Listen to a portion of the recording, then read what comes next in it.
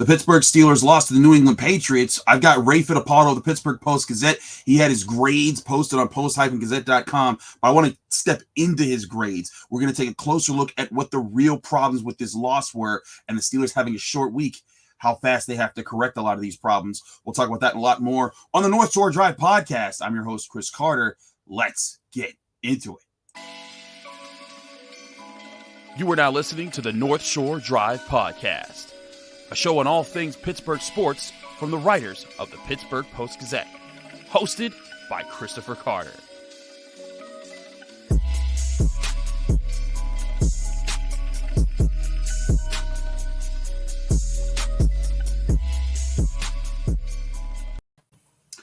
Welcome to the North Shore Drive podcast. I'm your host, Chris Carter, here with Ray Fittipaldo, Steelers beat writer and extraordinaire. After we took the night off a little bit, we came back in on the morning because we wanted to have some clear heads after the home game. But we wanted to get into these grades a little bit. We wanted to dive into why your Pittsburgh Steelers lost this game. We'll get into a lot of different things, offense and defense. But first, today's episode is brought to you by Acrisure. We are introducing the Acrisure Fan Advantage and the power to project one of our Post-Gazette Steelers beat writers into your home or office. Using augmented reality, you can get an exclusive pregame breakdown from a Steelers expert standing right in your living room. Get the latest insights on starting lineups, key matchups, and critical stats at post-gazette.com/Acrisure Fan Advantage. No apps or downloads, just insider access to Steelers updates at post-gazette.com/Acrisure Fan Advantage and get a real edge on this week's action. Ray, let's dive into the big question because the offense, everyone can point it. I don't want to point too much at the offensive line. They didn't run block well, but they did well enough in pass protection for a second week in a row. The receivers didn't have as much of a chance to make a play. I'd say Najee Harris did what he could, but it comes down to me to still, why can't the offense use the middle part of the field? Is it a Mitch Trubisky or a Matt Canada thing? When you were up in the press box and you took some time to recollect your thoughts, where are you placing most of the emphasis as far as who needs to be better more on? Is it the play calling in Canada, or is it the actual execution on the field? Chris, I think it can be both. I think Mitch Trubisky did not play well in this game against the Patriots. And I think both Mitch Trubisky and Matt Canada got a pass in the Bengals game. You know, what we heard from Mike Tomlin after that game was, well, we had the lead, we were in control, we were going to be careful with the football. Now, you turn it around to this game, the Patriots go up early, and it was still that same conservative game plan. Okay, we're going to keep it close. We're going to try to win the game. And then they never really got those opportunities for a number of reasons. You know, the muff punt, the dropped interception, the ineptitude on offense. I mean, you could point to a number of different things why it didn't work out this week. But to me, I saw receivers running open that Mitch Trubisky did not hit. There was one to Deontay Johnson, about a 15-yard curl. He checks it down to the running back. Mm-hmm. There's just too much of that in this offense right now.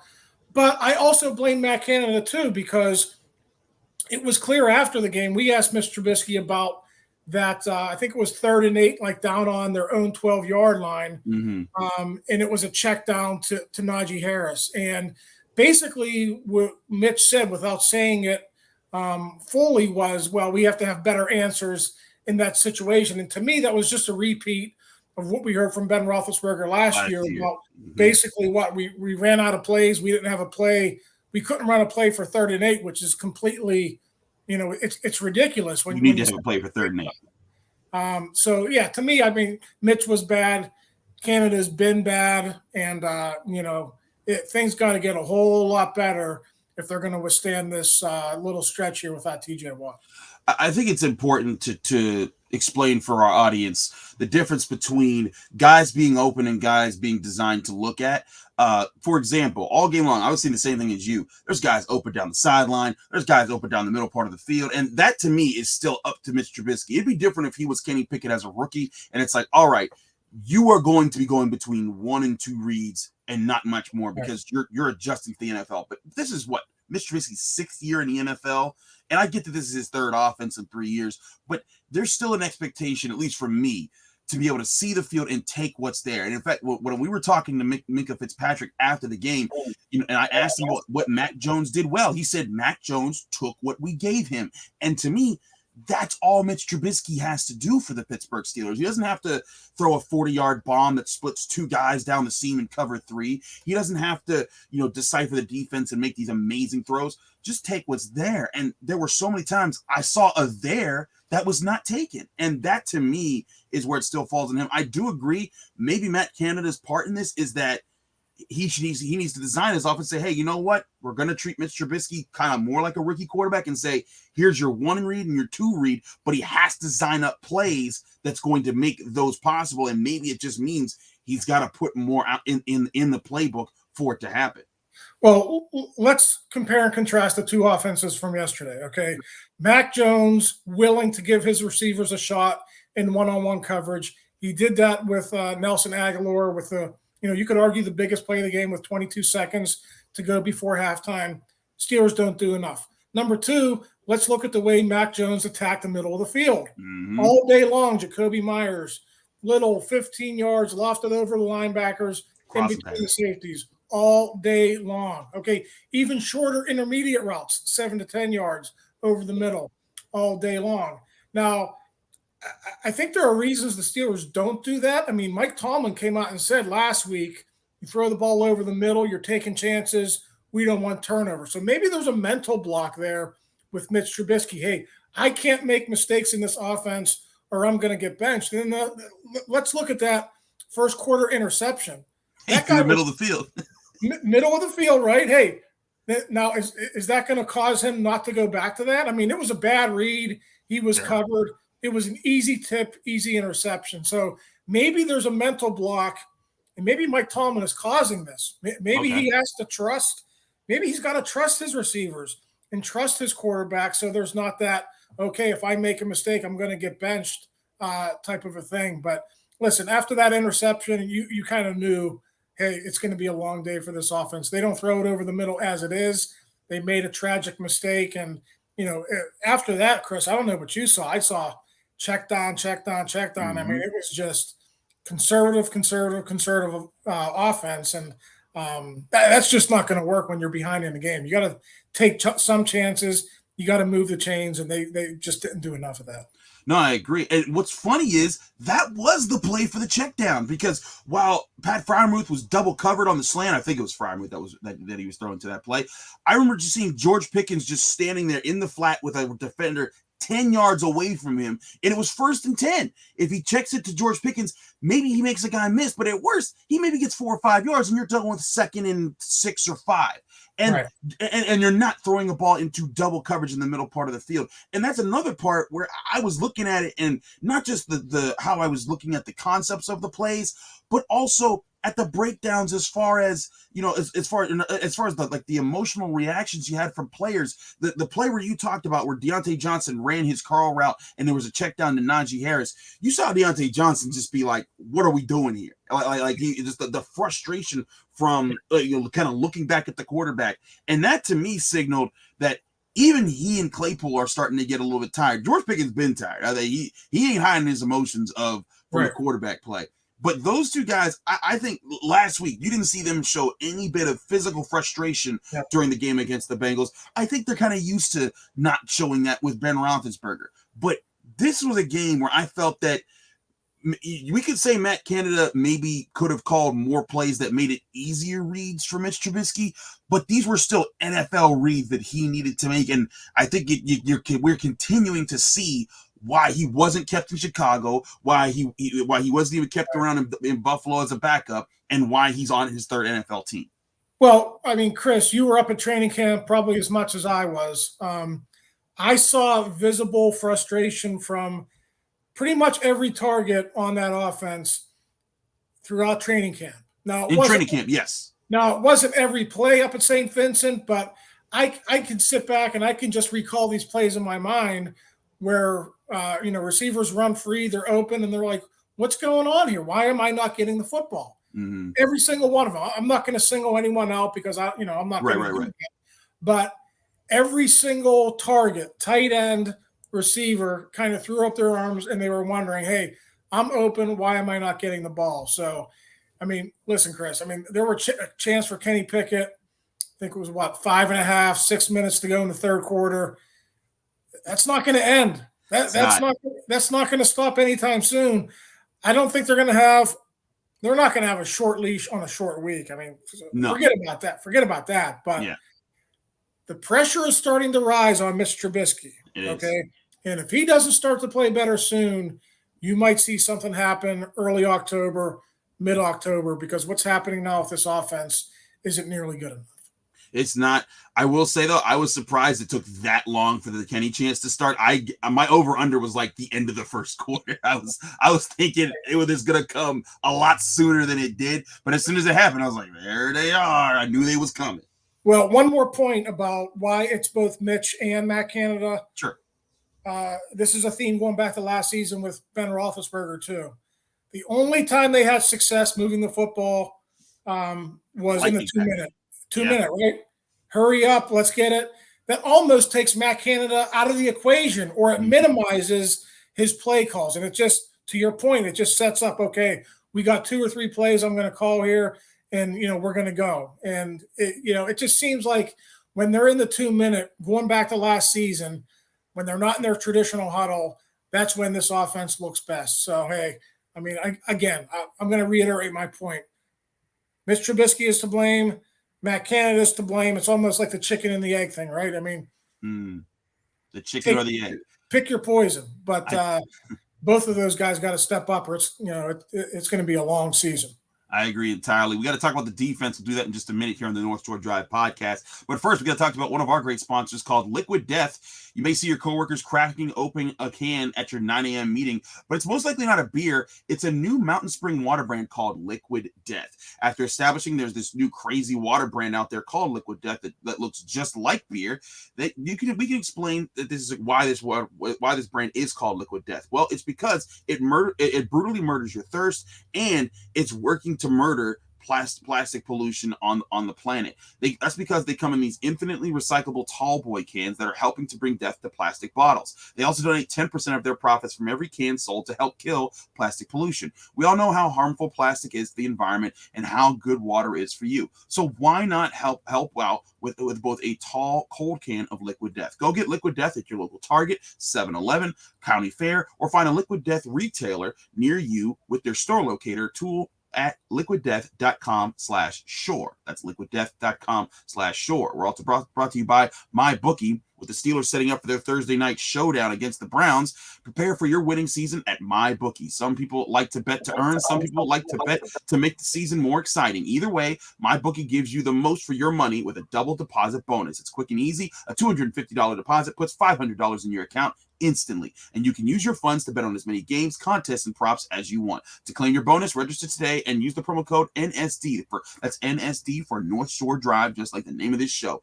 Designed to add more excitement to the games and sports that you love. Again, that's promo code NSD to double your money up to $1,000 with MyBookie.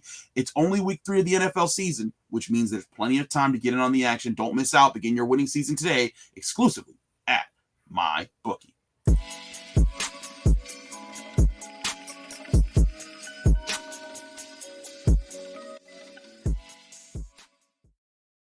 Back here on the North Shore Drive podcast, I'm Chris Carter. He's Ray Fittipaldo. Ray, let's talk about the defense because, and you and I talked about this off air before we started recording. I wasn't too mad at the defense. Sure, the biggest problems, of course, they didn't get any sacks in this game. They didn't create enough turnovers, and they couldn't stop the run on that last drive. But this was a defense that they went out and they shut down Joe Burrow last week. They carried the team to a win last week, and then they were being asked to do it again without their best player this week. Right. And it's just like, I think at the end there, you just saw how gassed physically and mentally they were as a group. Yeah, they couldn't stop the toss sweep or the stretch play on that last drive, and it just that killed them. But I'm with you, Chris. I am not going to pin this loss on the defense. There's only so much that a defense can do. I mean, they kept, and I know the Patriots aren't an explosive offense, but anytime you give up 17 points in a game in the NFL, your offense should be good enough to help you do enough to win that football game. So, the run defense at the end was bad. Minka had the one splash play. We could talk about Cam Sutton's drop too. I mean, that was a factor. But by and large, I did not have a big issue with the way the defense played. But the one thing they do have to figure out is they got to figure out how to generate pass rush. I thought they sat back too much. They wanted to play coverage. 4-man rush wasn't getting home. They dialed up a couple of blitzes, Chris, but I thought they needed to do a little bit more. We saw Mollett off the edge in overtime against Cincinnati. I don't think we saw one snap of that. Unless I missed, I don't think we saw slot blitzes off the corner. There wasn't really a lot of creativity. It was almost like we're going to play coverage. If our rush gets there, good. If not, they'll complete a 7 or 10 yard pass. And, to me, especially in the latter stages of that football game in the second half, if there's one criticism of Terrell Austin, it's probably dial up a few more blitzes, maybe take some chances to see if you can create a turnover or pin them back where you can, get better field position. The one blitz that I can think of in the entire game was when Robert Spillane blitzed right up a gap, got in the face of Mac Jones and forced an intentional grounding, which was really the only play where the pressure, I think, really changed the trajectory of the game. Right. I agree with you. They needed to dial up more, and maybe this was a test run for the defense without TJ Watt. Maybe they wanted to see, hey, because what they did so well against the Bengals last week was when TJ Watt was in there, they didn't need to blitz as much. And I think that was part of what helped Arthur Mollett's blitz work in overtime, was that they hadn't needed to dial that up as many times because the front four was winning, because TJ Watt, either they have to double team him, or if they don't, they're just giving up on a play. Then there's Cam Hayward, then there's Larry Ogunjobi, then there's Alex Highsmith. But, when we were talking to the defensive linemen in the locker room, the Patriots keyed up on that. They double teamed Cam Hayward. They said, you're not going to beat us. You're going to force Malik Reed or Alex Highsmith. And I think they were a little more prepared for Highsmith's spin moves and the things that he likes to do as a pass rusher to get ready for this game. So all in all, I look at this and I think part of this was smart adjustments from Bill Belichick. He is long known for taking away things that you are good at doing, both on offense and defense. But I don't think that this is a thing where they're not going to get sacks until TJ Watt comes back, but they are going to be more creative with how they create pressure until he gets back. Yeah, I mean, I thought, Malik Reed had created the one holding penalty that, set the Patriots offense back, but really kind of quiet for a lot of that game. And Alex Highsmith too, he wasn't getting pressure off the edge. I think they were looking for him to step up more than he was able to step up. And let's give credit to that Patriots offensive line. They were ready. They had the answers. I asked in the locker room after game, did they do a lot of max protecting? And it wasn't a lot of it, but they did do it at times in certain situations where they needed Mac Jones to have that extra tick, that extra half a second or second. They gave it to him, and they would max protect. They would put 2 or 3 guys out in the pattern. I'm sure you looked at the stats. Aguilar and Myers accounted for 205 of the 252 receiving yards. I mean, it was like a 2-man show. I mean, that offense, was, other than Ramondre Stevenson and Damian Harris in the running game, Mac Jones wasn't looking. He wasn't spreading that ball around at all. It was 2 guys who really killed the Steelers, and that lack of pass rush just really allowed him to sit back there, survey the field. He had all the time in the world that he needed to make all those completions that he did. No, I agree with that. And that's why I wanted to dip into the secondary a bit, because you had Ahkello Witherspoon get beat for that one big play. You had Minka Fitzpatrick with another interception, his second in 2 weeks. And now you're looking at a situation where you were asking your cornerbacks to live in coverage for a long time with a lot of those plays. But still, there were times that I felt like, hey, maybe they could have had more inside leverage on some of those crossing patterns. Because like you were saying earlier, the biggest thing that the Patriots were doing that was working on third downs, Jacoby Myers, one of the receivers, just a slant or a crossing pattern, something over the middle, and Mac Jones was just waiting to see if the linebacker would stay home and be there, and then he would throw it to them. And to me, that's something that, there's times where I think the pass rush does need to get home, but there's times also like, hey, cornerback, that's what you need to win your one-on-ones and limit that play. But something Mike Tomlin said about this group, he's like, they're very above the neck. They weren't out of position much this game. It was just like, hey, this was the design play. Someone needed to win, whether it was the defensive front or the defensive back in the secondary that was sitting back in coverage, having to hold that position for so long. Yeah, I don't want to say there was a lack of adjustment on the part of Mike Tomlin and Terrell Austin, but it was almost like they were content to be like in a one-score game in the fourth quarter. And they were just going to figure out some way, whether it was on special teams or a big defensive play, or maybe the offense got lucky and they were going to find one play that helped them win that football game. As it turns out, you have that kind of a strategy and it backfires, right? I mean, Gunnar Olszewski, he muffs the punt. So you're looking for a big special teams play, and then you have one go against you, and then it's like, okay, that strategy is out the window. So like almost the willingness to get dinked or dunked to death, that's okay, like in the first half. But in the second half, like I said at the top, you got to take some chances eventually. You got to put your defensive backs in different situations, change up the look a little bit for Matt Jones, so he just doesn't have free reign to sit back there and complete the same types of passes over and over and over again. You got to have a plan B there. Again, I'm not going to bang on the defense too much when they give up 17 points, but I just would have liked to seen a little bit more variety late third quarter, early fourth quarter, especially that last drive. Somebody step up, make a play, make a different defensive call to give your team a chance to, turn the tide there. It seems like maybe aggression in play calling is part of the problems on both sides of the ball. And again, problem in quotation marks for the defense because they gave up 17 points. But you are right. Like, this is a team that even with the defense without TJ Watt, this is still a team that's its best strengths are still on defense. You still have Cam Hayward. You still have that linebacker duo. You still have Minkah Fitzpatrick, who I think is still playing at a very high level. And to his credit, all the Patriots plays were underneath. They weren't, except for the one pass to Nelson Aguilar, but that was single coverage, Akella Witherspoon. That was just like a great play from Aguilar. But the one time Mac Jones tried to go deep over the middle, Minkah Fitzpatrick baited him into it, picked it off, and it was like, hey, don't try that again. And they didn't. That just wasn't something that they were going after.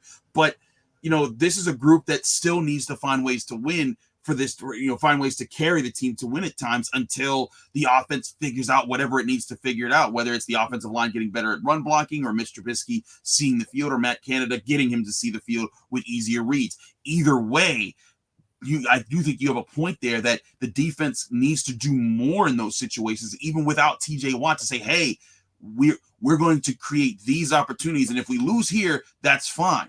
But maybe put the emphasis on losing there and putting the emphasis on those playmakers on defense rather than kind of saying across the board, you guys got to play a near perfect game without a mistake, like Gunnar Olszewski's fumble, like Mitch Trubisky's interception, to avoid the pitfalls that cost them the games like the Patriots.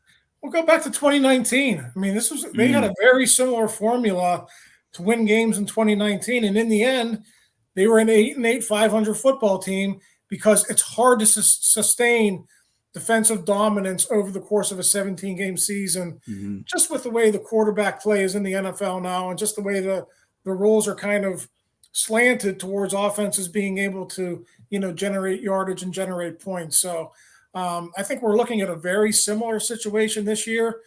And, Mike Tomlin talked about it after the game, 2 plays, the muff punt and the deep ball on Akella Witherspoon. Yep. If those 2 plays don't happen, you're just a little bit better in those situations. Maybe you have a chance to win that game. So, it's tough to sit here and criticize the defense a lot. The bottom line is there's not a lot of room for error the way this offense is structured right now on defense or on special teams. And when you give up one big play, 44-yard touchdown, and you muff a punt, and you give them the ball on the 20 going in, those were enough to lose yesterday. And I got a feeling that's going to be enough to lose a lot of games this year if that offense doesn't start to get better very, very soon.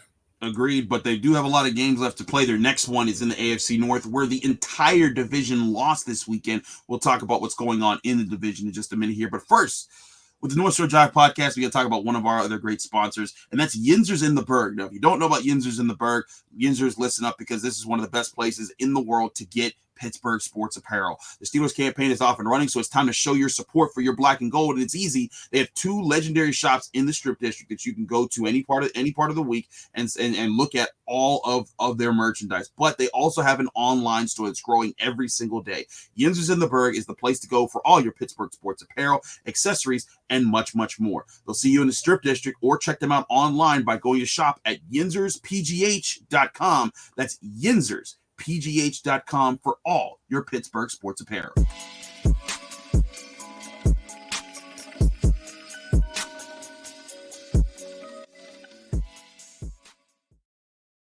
Back here in the North Shore Drive podcast, I'm Chris Carter. He's Ray Fittipaldo.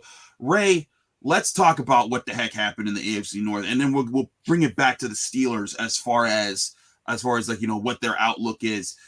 You got to lead off with the Bengals because, my goodness, they're 0-2, and I guess I shouldn't say my goodness. I thought they were going to regress this year. I'm not, and this is no guarantee that I was right about saying that, but you've now lost to Mitch Trubisky at home in your home opener, and then you've lost to Cooper Rush with the Dallas Cowboys. Even I was saying, like, this is a gimme win. This is your get right game against the Cowboys. And you and I, we were in the press box watching that game until they turned the TVs off. You know, but it was just like, man, they're going to find a way to lose it. At the end, they tie it up, but just like the Steelers, they found ways to lose it in the end. Is this Bengals team on the verge of tipping back into their old ways of finding ways to lose games? Or is this a team that's learning what it's like to have the target on your back and they'll find a way to adjust? Yeah, I mean, I think the latter. I still think Cincinnati is going to be a factor in the division. To me, they went out and spent some money over the offseason. They made some moves to upgrade their offensive line, but their offensive line hasn't played well the first 2 weeks. Now, they faced the Steelers at full power with T.J. Watt for much of that game, and they faced Micah Parsons and the Cowboys yesterday. Right. Now, they're not going to face that every single week, so things are going to settle down from that perspective, but it does give teams a blueprint on how to bother Joe Burrow. I mean, it's clear that the pressure is starting to get to him, and when you put your quarterback in harm's way as much as they do, bad things are going to happen. We saw it in his rookie year. He got hit. He got injured.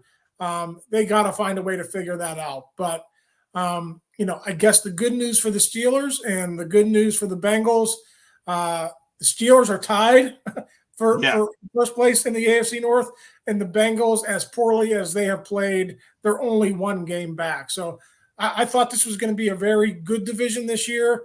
I also thought there was going to be a lot of knocking each other off, and you know, you might have a team that's 9-8 or 10-7 win the division again, much like we saw last year. So I think a lot of time to play it out. I'm still a believer in the Bengals, but much like the Steelers have to fix their troubles on offense, they got to figure out a way to get that offensive line playing better.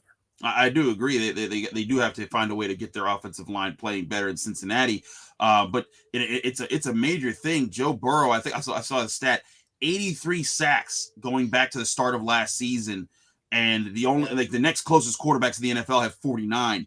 He's taking way too much punishment, and I do think Joe Burrow's a bit overrated for those who say he's the best quarterback in the NFL or putting him in Patrick Mahomes and Josh Allen category. I still think he's got a lot to develop in his game to be consistent, but my goodness, you're going to ruin it if he's taking that much of a beating. He's not built like Ben Roethlisberger, who took that abuse for 10 years before he started to change up his style and get the ball out quicker. That's got to change if Cincinnati wants to turn it around. And then in the same token, on the other side of it, you had Lamar Jackson playing a spectacular game against the Miami Dolphins, but then the Ravens just folding and giving up a 21-point lead in the fourth quarter to the Miami Dolphins. Maybe that's a testament to how good the Dolphins will be this season. Tua Tagovailoa has 6 touchdowns on the day, but still, my goodness, Lamar Jackson over 300 yards passing, 3 passing touchdowns, over 100 yards rushing, and a rushing touchdown. Had a rushing touchdown a rushing play of 79 yards and a passing play of 75 yards that both went for scores. And how do you still find a way to lose that game? There's question marks in the Ravens organization. 450 yards passing, 6 touchdowns for Tua yesterday. Yeah. I saw they had a blown coverage when they had a lead on Tyreek Hill. I mean, if there's one guy you can't on let that him offense you got to know where that guy is, and they had a blown coverage there. So yeah, I mean they've got issues in their secondary, and I think it goes back to what we were talking about, Chris. There's no perfect team in this division. I mean, I like Lamar Jackson. I think that Ravens offense, as long as he doesn't get hit, they're going to be good. But there's questions about that defense. And with the Bengals, we just talked about the issues in pass protection. With the Browns, there are issues with backup quarterback play until Deshaun Watson gets back. They blew a big lead yesterday. They let the New York Jets come back and beat them on their home field. So, I mean, it's early in the NFL season, Chris. We see this almost every year. Teams are kind of trying to find their identity. What type of team are we? But, if there's one positive for really every team in the division right now, there's plenty of time to make up lost ground. There certainly is, but man, if you're the Browns right now, you had a 13-point lead with less than 2 minutes to go, at home against the Jets. Joe Flacco, this was Joe Flacco's stat line, Ray. 26 completions on 44 attempts for 307 yards, 4 touchdowns, and 0 interceptions. Joe Flacco, if we're just he's gonna still have an honorary degree. He's an honorary AFC North quarterback. He actually was one of the best. It was Lamar Jackson, then him. If you were saying that the Ravens 2 quarterback that had the best days, and it's crazy to think about. Not to say that Jacoby Brissett should be awesome or anything, but if you're the Browns and Nick Chubb gets you 3 touchdowns in a game, you gotta find a way to win. And maybe that's the sign for the Steelers. Like, hey, take away Nick Chubb and force that Brissett guy to beat you. Absolutely. That's got to be the game, especially on a short week. There are things you can there's only so much time to devise a game plan. You're not going to have to sit back and tear it up midweek and say, okay, stop the run. You didn't stop the run against the Patriots. We all know that Nick Chubb is the focal point of this offense, especially now with Deshaun Watson out. I'd be surprised even when Deshaun Watson returns at some point in December, Chris, that it's still not the Nick Chubb show. So to me, you got to stop Nick Chubb, find a way to do that. I think they could be in this game. But again, is it going to be enough? Mr. Trubisky, 1 touchdown drive in this game, that's not going to cut it. You need to produce more on offense, and especially on the road. It's one thing to go on the road in Cincinnati and kind of live off 5 turnovers. You're going to need a much more representative effort from your offense in this game, especially on a short week, I think, to go out there and grab that one. I agree entirely. The Steelers are averaging 1 offensive touchdown a game right now. That is not winning football right there, even though that they did win a football game with the Bengals. Again, I think it's going to come down to, other guys need to step up in the absence of TJ Watt. And I think that there wasn't the stepping up in the pass rush, but the defense, I thought, stepped up to give the Steelers a chance and several chances in this last game. The offense, there needs to be a play made. There needs to be, aggressive downfield passing. And, there's people calling for the coordinator, but there's also people kind of saying, like Chase Claypool was like, yeah, the play calls were there. Maybe we need to do more of the same things, but, there's guys that are open and we see those frustrations. Will that offense ever click for the Steelers? And I guess my last question to you, Ray, when do you say that the clock strikes midnight on the Kenny Pickett, arrival tour? Because I think everyone in Pittsburgh, when you heard the Kenny chants, it's definitely not this week. You don't send your rookie quarterback in with 2 days of practice before you play a Thursday night game. But if Mitch has a bad game this week, and win or lose, it's a bad game, with the long week afterwards, is that the time that they see Kenny Pickett, or does this wait all the way until something like the bye week? Yeah, I mean, I always targeted the bye week, but I could sort of see this creeping into the conversation. The one thing that we don't know, Chris, and this is difficult to sort of break down for me, in a normal circumstance, if you had an offensive coordinator that you believed in, and we think that, Mike Tomlin brought him back, so we think he has confidence in him. Right. If Mitch plays bad again, having a 10-day break in between games, coming back and playing the Jets at home would be the perfect time, maybe, I think so, to make that change with Kenny Pickett. If he doesn't do it then, if Mitch plays bad in Cleveland and he doesn't do it then, that to me says, okay, we're just going to ride this out with Canada. I got to make a change over the offseason, and, we're going to go a different direction. So you have to have confidence in your offensive coordinator if you're going to make that move in September. And I think we're going to find out a lot about Mike Tomlin's confidence in Matt Canada if Mitch has another bad game Thursday night in Cleveland. So that's something to watch for. Certainly we'll have a lot to watch for. But with the short week, you guys want to keep up with your Pittsburgh Steelers. There's no better way to do that than check out the Post-Gazette at post-gazette.com, where we're going to have all the coverage this week, getting you ready for Steelers-Browns Thursday night football in Cleveland. Ray, Brian, Jerry, all the guys will be there covering the game, getting you guys live stuff there. But as far as a preview, all that stuff's going to be coming out a lot faster this week. So go to the Post-Gazette to check all that out. Ray, thanks so much for joining me here on the North Shore Drive podcast. I'm Chris Carter. We'll be back on Wednesdays, getting you another sort of a preview for this game, on the updated storylines, maybe some injury talk. And Mike Tomlin does talk on Monday instead of Tuesday this week. So there's going to be a lot to break down. Tune in to the North Shore Drive podcast Wednesday to get that look, but also check out the Post-Gazette all week long, getting you ready for the game. And of course, Friday, when we'll be having all of our breakdowns, grades, and reactions about the win or the loss against the Cleveland Browns, and whether or not it'll be Kenny Pickett time very soon. From Chris Carter and Ray Fittipaldo, happy Monday, everyone. We'll see you very soon. Thanks for tuning in to another episode of the North Shore Drive podcast of the Pittsburgh Post-Gazette. If you're watching this video on YouTube, please like the video and subscribe to our YouTube channel. For 6 months of digital access to post-gazette.com for just $6, click the link down below in the description.